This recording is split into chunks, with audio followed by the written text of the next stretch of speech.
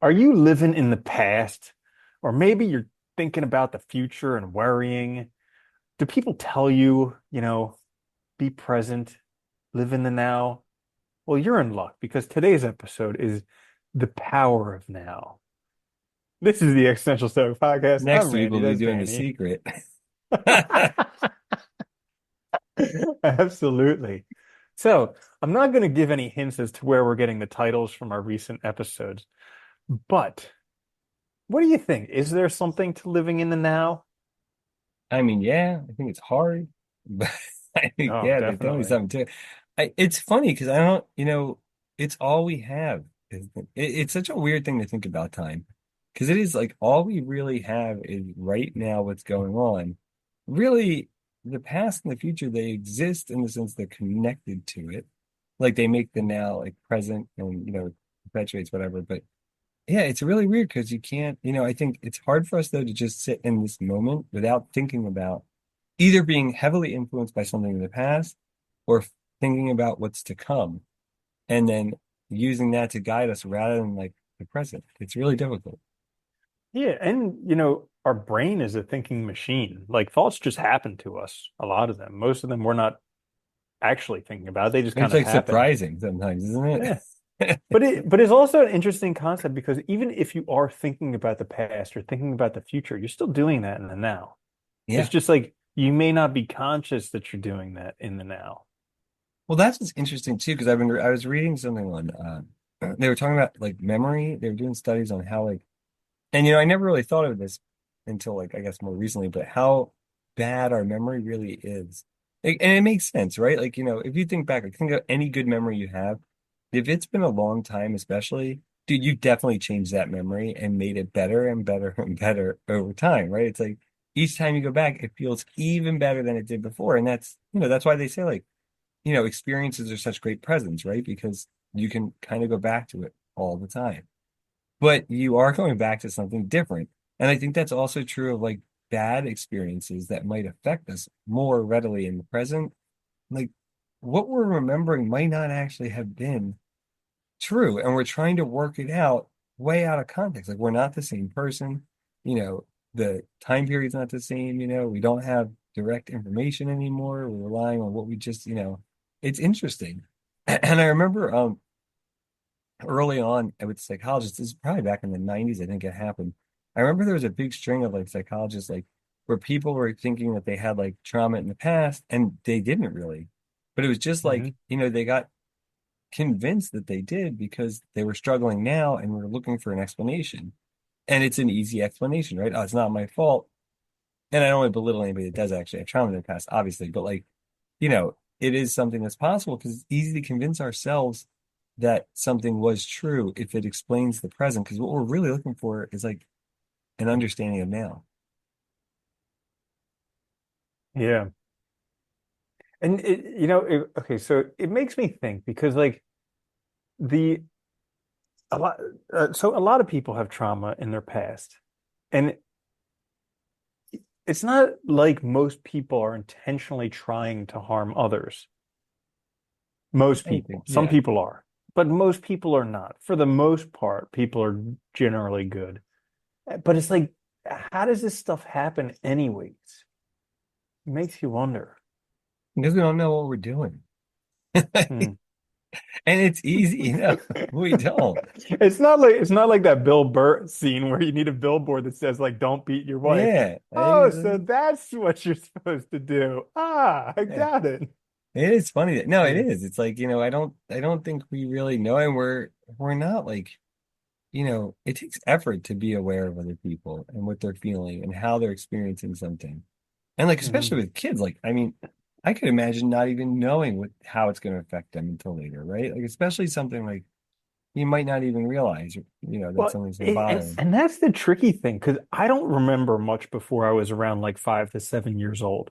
Like my Yeah. parents asked me, they're like, "Do you remember to go on a Disney World?" I'm like, "Nah, no memory," and that was before memories existed. Yeah. And but like I see parents running around with their children who they're like children are trying to get their attention. The parents just not paying any attention, just on their phone all the time.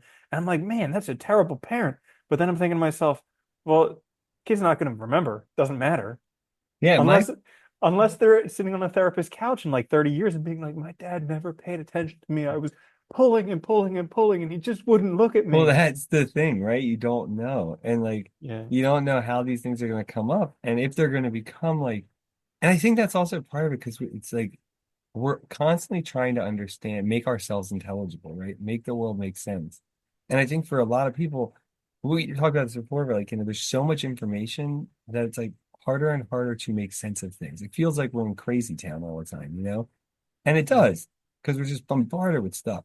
And so I think it just makes our job harder and harder. So we're constantly looking for things to explain why do I feel this way? Why are things so out of source? Why is this the case? And any reasonable explanation is reasonable, right? Even though it might have no basis in reality, in some sense, it almost doesn't matter because it's an explanation. And I think that's why living now is so interesting because it's like we so rarely do. Like we're constantly trying to understand the now, but we're very rarely like here. Yeah. I agree with you that we're very rarely here, but I also think that we're like more we're there's nowhere we can be but here. And like even see like this is I mean we just did an episode on the subtle art of not giving an F. And this is one thing that grinds my gears is like the marketing of being here and now. No, I Like know. the freaking like ego trip that people get from being better from being more enlightened than everybody else. I'm mindful. I practice The mindfulness, woke man. Yeah, culture, everything. Because it's like, I mean, I just spoke with some dude who did one of these Vipassana retreats.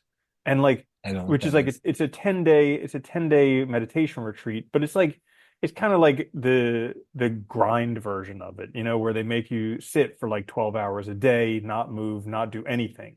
And so Which is like actually counterproductive. well, I mean, But it can be. after after you get over the pain and everything, yeah, it's awesome and like it's cool. But this dude was on a total ego trip about being like more woke than everybody else because he's done like five of these things and that's harder than anybody else can do. And now he helps guide these things. And I was just like, this is the reason why I personally don't want to do it because I got to Yeah. deal with people like this who are just so woke that it's like hard to be in their presence. But you know Like, what's should funny should though? I bow down to you? Like, But you how know do I what's start meditating? but what's funny is they're doing it for all the wrong reasons. That's what Hmm. cracks me up is like if you read Buddhism and stuff like that is the wrong reasons to get into it. Hmm. Absolutely. Because like one, you're not even getting what you're supposed to be getting out of it if all you're focused on is how woke you are, how awesome you are from doing this thing, you know? And it's funny. But I think that's also like that's the future coming into play, right? Like he's probably not present. He's thinking about how cool he's gonna when he Yeah, finishes he's this just thing and suffering through it so that he can get through it and tell other people how awesome it is and instead of actually how but I cool he is. and that's it, right? That hits the nail on the head. Instead of actually having the experience and experiencing it, we're focused on what we can tell people afterwards, how we think this will make us look, all these things in the future, that idea of ourselves that we're trying to build. And Mhm. instead of actually, participating and being a part of Realizing it, that the self doesn't exist. yeah, there's nothing. They're just a whole conglomerate of things. It's really interesting. I know I talk about these books way too often recently. It's But okay. like They're on your mind. the books by well, because I just keep listening to them over and over again. Like it was a while ago when I was listening to Naval Ravikant and he was talking about how he'd rather just read the best 100 books over and over again than try and read more. So now whenever I find a book that like really does something, I just listen to it over and over again. And it's crazy because like these books, we think that we have this self, this thing, and a lot of the problems that we have in life, like anxiety and depression, they come because this self that we think we are is not the way that we want it. I told you, And like, yeah, it's like mm, Nietzsche's conception of self as many souls. It's like a mm, community. And they get in conflict.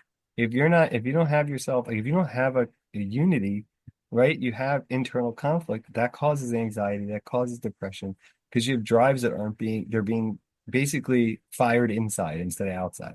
They're being yeah. actualized inside. Yeah. And like he talks about depression, and he says like the two biggest uh misconceptions or cognitive distortions with depression is perfectionism and all or nothing thinking. And like they cause people to lose hope, become hopeless. And it's crazy because like with both of those, perfectionism and all or nothing thinking, they're very related.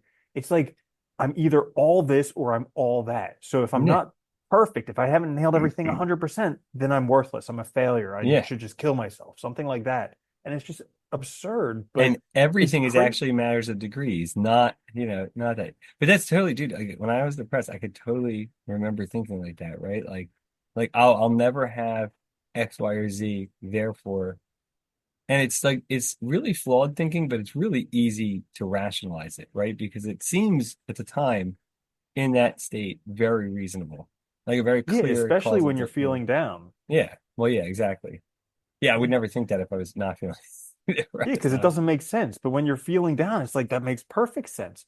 Like it happened to me the other day where I had something that wasn't going as well as I wanted it to. And I got into this like all or nothing thinking. I was like, well, if that's not going right, then everything's just worthless. And I completely disregarded everything else in my life that's going great. And I was Yeah, just looking at this one thing, and it's I so was like, easy to though, isn't it? yeah, Yeah. And that's holy like freaking that cow. that's that need for explanations, I think, and understanding. And like we reach so far beyond like the now for like these answers when we don't half the time we don't even need them. I think that's the other problem. But yeah, Mm. yeah, it's crazy, isn't it? Yeah, but it's hard to be a human. It is. I think Oh, and that's the here's the only other thing we've thing. I think that's the only thing we've learned after doing this for 400 and some episodes. It's Yeah, it's challenging hard to being be a a human. person. But the good news is it's just like it's a flash in the pan, you know? Might The not feel the like it, amount of but it time that we're is. here for, I know all. Like sometimes I'm just looking at my watch being like, okay, come on. But yeah, it is just a flash in the pan. And I had that feeling the other day because like I was like, man, the year went by so fast, but then like the weeks and stuff will like sometimes feel like for like a day feels like forever. I'm like, how is this? I hate time. Time is so confusing. Oh yeah, my God. definitely weird. The one of the biggest reminders for me that, nothing lasts forever is when I listen to Marcus Aurelius. Because every time I listen to it, I'm always like, man, I wish I almost actually I do. I almost wish I was this guy when I'm like, some people idolize Elon Musk or whoever else, but I'm like, man, Marcus Aurelius, like this dude, he had it all. Not only did he have everything, but he also like he had wisdom too. He was But also he's dead. humble. He's He gone. wasn't, he wasn't an asshole. He was pretty Yeah. humble, at least from what we know of him, from what he wrote and everything. And the And he's still journal dead. tells a He's lot. gone. Yeah. It's over. Yeah. Yep. Happens to Gone. everybody. Isn't that Yeah. funny? Hmm. Well, I think about that a lot. Remember how much people used to talk about jobs, like, and now he's done and Yeah. move on True. very fast. Yeah. Yeah, happens. Uh-huh. Yeah. Just Now life. they say there are no jobs. No, none. Ba-dum-bum. That's why I think that's also a good reason to live in the now, though, right? Is that like there is reason to try and be present because this is all you have. And if you're constantly focused on, yeah, And it's not even like you have it. It's just like you're borrowing it. yeah, and it's also like not like you have a choice of when it happens, where it happens. It just happens. Hmm. Yeah, that's the crazy stuff. You can't prepare for any of it. What a world, huh? Hey, it is random, isn't it? It's weird. Hmm. Yeah, crazy. So, anyways, that's all for this episode on the power of now. Because if you live now, you will be very, very powerful. But if you don't, then you're a total loser, and you should just get a book that teaches you how to live in the now. Yeah, So all or that, nothing. yeah, that is all for this episode. If you enjoyed it, if you're still around, we do have hundreds of other episodes on YouTube, wherever you get your favorite podcasts. You could have a whole road trip listening to us, maybe learn a thing or two. We always love listening to our old episodes because they're great for They whatever we're are going through. Somehow, between the two of us, we tend to know a lot, but at the time that we need it, it's gone. nothing. So I know. fortunately, they're there on YouTube or wherever. Until next time, this is the Existential Stoic Podcast. I'm Randy. That's Danny. I'll see you later, Danny. Later, Andy.